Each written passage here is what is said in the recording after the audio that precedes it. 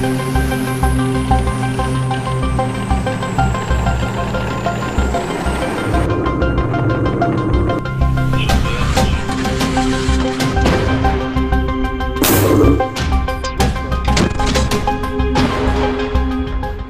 और देश, एक और युद्ध।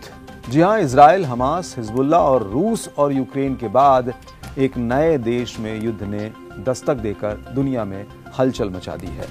भले इस देश के लिए युद्ध और हत्याएं कोई नई बात नहीं है, लेकिन यूक्रेन वर्सेस रूस और फिर इजराइल वर्सेस हमास के जंगी टकराव की वजह से लंबे समय से ये देश खबरों से बाहर था। जी हम बात कर रहे हैं सीरिया की, उसी सीरिया की जो दुनिया में तबाही और बर्बादी की लंबे समय तक मिसाल बना रहा।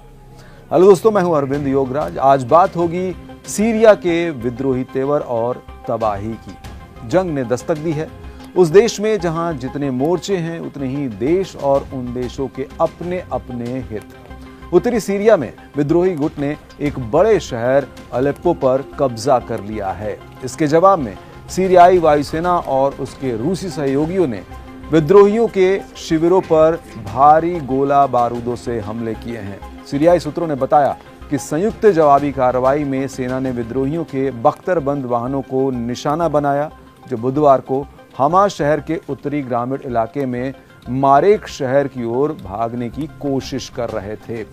सीरियाई हेलीकॉप्टर्स ने हमा के उत्तरी इलाके में हयात तहरीर अल शाम यानी HTS के ठिकानों पर हमला कर शहर पर दोबारा कब्जा कर लिया है।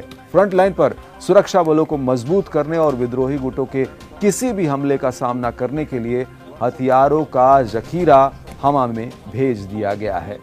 8 साल पहले रूस और ईरान समर्थित सैन्य बलों ने अलेप्पो के पूर्वी जिलों पर कब्जा करने वाले विद्रोहियों को खदेड़ दिया था। विद्रोहियों ने अभी अलेप्पो के दक्षिण और दक्षिण पश्चिम क्षेत्रों में अपना नियंत्रण बनाए रखा है। रूस और सीरिया की सेना ने विद्रोहियों के 11 ड्रोन्स को मार गिराया है। मंगलवार को सीरियाई सेना के जनरल कमांड ने बताया था कि उसके जवानों ने उत्तर पश्चिम में विद्रोहियों के ठिकानों पर टारगेटेड हवाई हमले किए थे, जिसमें युद्ध मटेरियल वाले 3 गोदामों के साथ साथ दर्जनों बख्तरबंद गाड़ियां तबाह हो गई थी। इससे एक दिन पहले सीरियाई सेना ने हमा के पास एक मेन हाईवे के साथ साथ इसके आसपास के सभी कस्बों और गांवों पर दोबारा कब्जा कर लिया। इस दौरान दर्जनों विद्रोही मारे गए। अच्छा, आगे बढ़ने से पहले अगर आप इस चैनल पर नए हैं, देश और दुनिया की कड़क खबरें जानना चाहते हैं तो इसे सब्सक्राइब जरूर कर लें।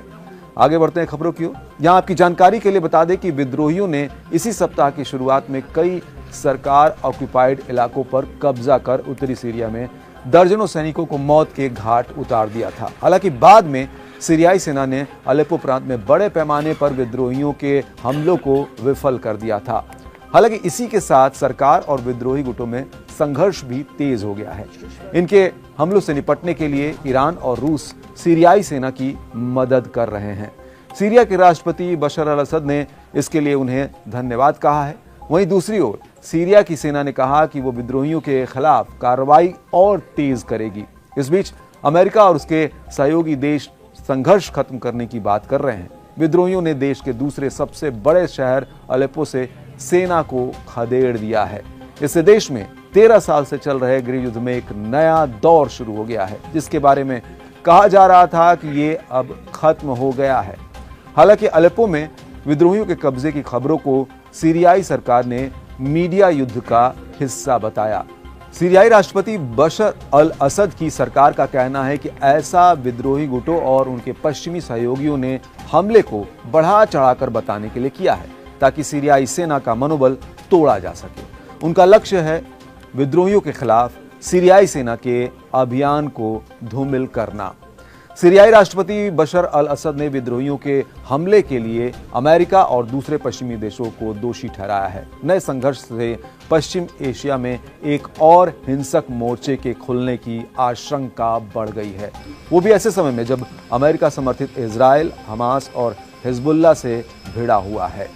दरअसल कट्टरपंथी समूह हयात तहरीर अल शाम ने पिछले हफ्ते सीरिया में अचानक हमला करके चौंका दिया। ये गुट लंबे समय से देश का सबसे मजबूत विद्रोही गुट माना जाता है। इन विद्रोहियों ने 26 नवंबर को अचानक अलेप्पो के उत्तर और उत्तर पश्चिम के इलाकों से हमला किया और 29-30 नवंबर को वे शहर में घुस आए और सेना को वहां से खदेड़ दिया। इस टकराव से सीरिया में 13 साल से चल रहे गृह युद्ध में एक नया दौर शुरू हो गया है। ये 2016 के बाद पहली बार है जब अलेप्पो शहर का नियंत्रण असद सरकार से छिन गया है। 8 साल पहले सैन्य बलों ने अलेप्पो पर कब्जा करने वाले विद्रोहियों को खदेड़ दिया था। 2011 में असद सरकार के खिलाफ अरब स्प्रिंग विद्रोह से शुरू हुए युद्ध में करीब 5 लाख लोगों की मौत हो चुकी है।